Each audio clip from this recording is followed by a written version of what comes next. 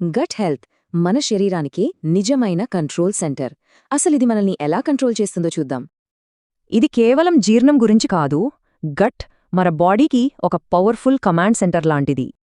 మన ఎనర్జీ, మన మూడ్, ఇలా ప్రతిరోజు మన ఫీలింగ్స్ని డిసైడ్ చేసేది ఈ హిడెన్ ఇంజినే.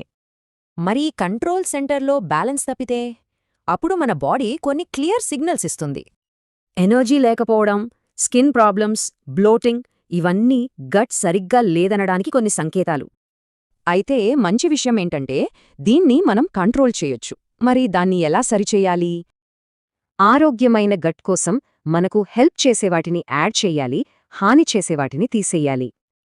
మన గట్కి ఇద్దరు మెయిన్ ఫ్రెండ్స్ ఉన్నారు. ఒకరు మంచి బ్యాక్టీరియా, ఇంకొకరు ఫైబర్. పెరుగు, మజ్జిగ, ఇంట్లో చేసిన ఊరగాయలు, ఇలాంటి ఫర్మెంటెడ్ ఫుడ్స్ మంచి బ్యాక్టీరియాని పెంచుతాయి. ఈ బ్యాక్టీరియా డైజెషన్ని ఇంప్రూవ్ చేసి ఇమ్యూనిటీని కూడా సపోర్ట్ చేస్తుంది. ఇక మన రెండో ఫ్రెండ్ ఫైబర్.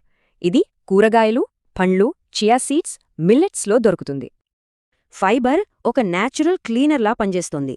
మన ప్రేగుల్ని శుభ్రం చేసి వాపులి తగ్గిస్తుంది. ఇప్పుడు మనం ఏం తీసెయ్యాలో చూద్దాం. ముఖ్యంగా 3 విషయాలకు దూరంగా ఉండాలి. గట్టులోని మంచి బ్యాక్టీరియాలు చంపేసేవి 3 ఉన్నాయి. వీటిని గట్ కిల్లర్స్ అని చెప్పొచ్చు. అవేంటంటే షుగర్, జంక్ ఫుడ్, ఇంకా స్ట్రెస్. ఈ 3 చాలా డేంజరస్. ఈ 3 మన గట్లోని హెల్దీ వాతావరణాన్ని పూర్తిగా పాడుచేస్తాయి.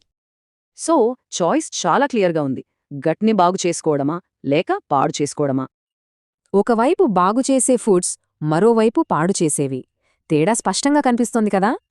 మొత్తం బాడీ హెల్త్కి జర్నీ ఒక్కచోటనుంచే మొదలవుతుంది. అదే మన గట్ను బాగుచేసుకోవడం. ఒక్క మాటలో చెప్పాలంటే గట్ను బాగుచేసుకోండి, మీ మొత్తం శరీరం దానంతట అదే హీలవుతుంది.